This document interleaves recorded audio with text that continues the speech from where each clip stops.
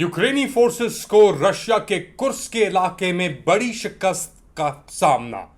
और क्या अमेरिका और ब्रिटानिया ज़ेलेंस्की को रशिया के अंदर हमले करने की इजाजत देंगे? लेट अली शो यू के एक और एपिसोड में आप सबको खुशामदीद। Do like, subscribe and share this content. बात शुरू करते हैं। यूक्रेनियन फोर्सेस जो 1000 किलोमीटर, वो कहते हैं 1000 स्क्वायर किलोमीटर का एरिया जिन्होंने रशिया के कुर्स्क के इलाके के अंदर कब्जा किया हुआ था, अब काउंटर ऑफेंसिव के अंदर रशियंस ने सफाया कर दिया है। यानी आप समझ लें, अगर जो कहते हैं कि हमने 100 विलेजेस या गांव यूक्रेनियन फोर्सेस ने अगर काबिज किए हुए थे, उसके अंदर से 10 गांव अब साफ हो चुके हैं अकॉर्डिंग टू यूक्रेनियंस देमसेल्व्स। वो कह रहे हैं कि जी जो उनके बंदे थे वो रिकैप्चर हो चुके हैं। वहां पे वीडियोस भी आ रही हैं ऑफ कोर्स।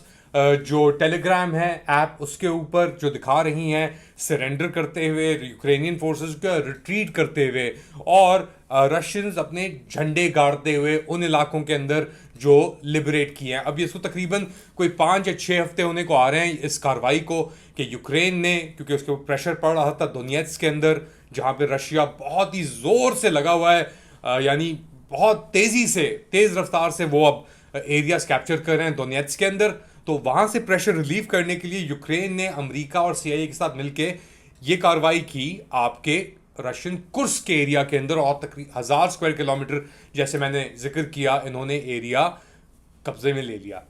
मगर अब ना सिर्फ रशिया ने डोनेट्स के अंदर इस दौरान सिग्निफिकेंट गेन्स किए, और उसके साथ साथ उसने कुर्स्क के अंदर भी इनको कहा निकलो भाई यहां से, और वो पुश बैक कर रहा है। अब ये हालात हो गए कि अब एक बार फिर ये मुतालबा गर्म है। याद रखें, अमेरिका के सदर जो बाइडन और जो नए ब्रिटानिया के वजीर आजम हैं कीयर स्टारमर साहब, इनकी मुलाकात हो रही है। यूक्रेन के इशू को लेकर पैसों की बात हो रही है कि ज़्यादा पैसे देने नहीं देने।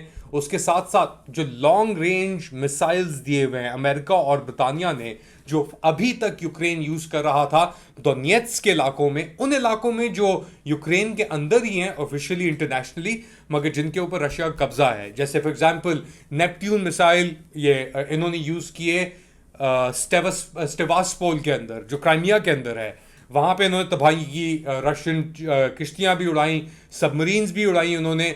अच्छा, इसी तरीके से दोनेत्स्क के एरियाज के अंदर रशिया के यूज किए इन्होंने, यहां तक कि बेलगोरोद के अंदर भी ये मिसाइल्स यूज किए टारगेट करने के लिए। मगर वो वन ऑफ था बेलगोरोद का, तो ये हमने देखा ये आर्टिलरी शेलिंग जो हो रही थी। अब ये कह रहे हैं, दरख्वास्त कर रहे हैं कि यूक्रेन ने, कि हमें जो आपने हमें वेपन्स दिए हैं, इनको रशिया के अंदर, यानी तकरीबन 100, 150, 200 किलोमीटर से ऊपर हमें टारगेट की इजाजत दी जाए रशिया के अंदर। और तो अगर ये हो गया, बाइडन साहब की हुकूमत भी जा रही है, अगर ट्रंप साहब की हुकूमत आती है तो पैसे खत्म हो जाएंगे, और ऑब्वियसली ये जो अमेरिकन वेपन्स हैं इनको इस्तेमाल करने की इजाजत शायद उस तरीके से ना मिले। मगर अब जाते जाते अगर ये कर गए बाइडन साहब, तो एक बहुत बड़ा मसला खड़ा हो सकता है इस पूरी सिचुएशन के ऊपर, क्योंकि जी एब्सोल्युटली वर्ल्ड वॉर, यानी तीसरी जंग अजीम की बातें लोग कर रहे हैं इसके ऊपर, कि अगर यूक्रेन ने अमरीकी नेटो के वेपन्स रशिया के डीप यूज कर लिए, तो फिर रशिया कहेगा हाँ सही है, मेरे पास एक आध टैक्टिकल न्यूक्लियर वॉरहेड पड़ा, मैं कीव के ऊपर गिरा देता हूँ, ऊपर मुझे नीचे भी गिराने की जरूरत नहीं है, जो होना है वो हो जाएगा, मैदान जो है वो चौपट हो जाएगा, मैदान के ऊपर ही करना है ना। जो शुरू का डर था इनिशियली कि यार पुतिन ने आके यहाँ पे वो गिरा देना, मगर पुतिन का एक ख्वाब रहा है हमेशा, क्योंकि कीव जो है वो शुरुआत है रशियन ऑर्थोडॉक्स चर्च की, जो मॉस्को की पेट्रियार्की है, उसका सबसे अहम जो चर्च है वो है कीव के अंदर। अब जो ओरिजिन स्टोरी शुरू होती हैं रशिया की, वो होती हैं कीव से, तो कीव को तबाह नहीं कर सकते, क्योंकि पुतिन साहब का ये ख्वाब है कि एक परेड हो जो मैदान स्क्वायर है, जहां पे मैदान के ऊपर यानी हिस्टोरिकल उसकी सिग्निफिकेंस है, और वहां पे वो रिक्लेम करें अपनी एक बार फिर रशियन बादशाहत, आप कह लें, आप सल्तनत कह लें, जो कहना चाह रहे हैं, कि विक्टर के तौर पे पुतिन साहब के लिए कीव को कंप्लीटली रेज करना कोई मसला नहीं है, मगर वो नहीं करना चाहते। इसके बावजूद कि यूक्रेनियंस उनको पुश करने की कोशिश कर रहे हैं, क्योंकि पुतिन साहब जानते हैं जीती हुई जंग है, चंद दिन की बात है, क्या हो जाएगा ज्यादा से ज्यादा। वहां पे ज़ेलेंस्की साहब पैसे भी, ये भी, वो भी, अब वर्ल्ड वॉर 3 की तरफ अगर वो पुश करना चाह रहे हैं पूरी सिचुएशन को, तो वो उनके अपने ऊपर है। अच्छा, अब अपना ज़ेलेंस्की साहब एक तरफ तो यह कार्रवाइयां कर रहे हैं, दूसरी तरफ रशिया भी लगा हुआ है। ज़ेलेंस्की साहब ने कहा कि एक इजिप्ट की बाउंड कार्गो शिप थी जो गंदम लेके जा रही थी, जो बचे कुछ पोर्ट हैं यूक्रेन के पास वहां से, तो उसको रशियन मिसाइल ने टारगेट किया। और खैर एनीवेज, इजिप्ट तो आप देख सकते हैं कि किसके पास क्या अभी सलाहियत है, कौन कहाँ खड़ा है। एक तरफ तो ये खुद ही अपने लॉन्ग रेंज मिसाइल्स की बातें कर रहे हैं, दूसरी तरफ रशिया को अगर वो अफवाहें फैला रहे हैं कि जी ईरान से इनको वेपन्स जा रहे हैं, एम्यूनिशन जा रहे हैं, मिसाइल जा रहे हैं, तो क्या क्रेडिबिलिटी है इनकी, किस तरफ, किस रुख की तरफ ये लेके जा रहे हैं जंग को, क्या रेजोल्यूशन हो सकती है।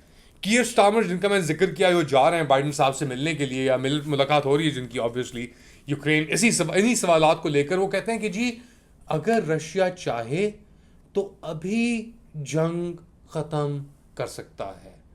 जी, ये स्टार्मर साहब के अल्फाज हैं, कीयर स्टार्मर के, कि अगर रशिया चाहे तो अभी जंग, पुतिन साहब अगर चाहें तो अभी वो यूक्रेन में जो उन्होंने जंग छेड़ी हुई है वो खत्म कर सकते हैं, जब भी अपना चाहें, किसी वक्त भी वो चाहें। अच्छा जी, चलें, तो ये एक तरीके से क्या आप उन्हें ऑलिव ब्रांच देने की कोशिश कर रहे हैं, जानते हुए कि यार यूक्रेन हार चुका है, अभी 3 साल होने को आ रहे हैं, 2.5 साल हो गए, 2.5 साल से ऊपर हो गए हैं इस जंग को छिड़े हुए। तो क्या कोई रास्ता है? ये मुलाकात जो होगी ये बड़ी क्रिटिकल हो रही है अभी बाइडन साहब और स्टार्मर साहब के दरमियान, ये लॉन्ग रेंज आर्म्स के ऊपर। अब देखते हैं कि ये किस तरफ जाती है, कहाँ ये किस दिशा में ये इस जंग को लेके जाती है, दुनिया की सिक्योरिटी को लेके जाती है, विल सी। बट मेरे ख्याल से साइंस आर नॉट गुड, अच्छे नहीं लग रहे बेसिकली जो इम्कानात हैं सामने। आप क्या समझते हैं, बताएं हमें कमेंट सेक्शन के अंदर। Do like, subscribe and share this content, और of course support independent journalism Patreon पे, ट्विटर, एक्स के ऊपर और यूट्यूब के ऊपर। सब्सक्राइब करें, लाइक करें, शेयर करें इस कंटेंट को, क्योंकि आपको ये खबरें स्पेशली इन मौज़ूआत के ऊपर उर्दू में शायद ना मिलें सोशल मीडिया पे। अगली बार तक अल्लाह हाफिज़।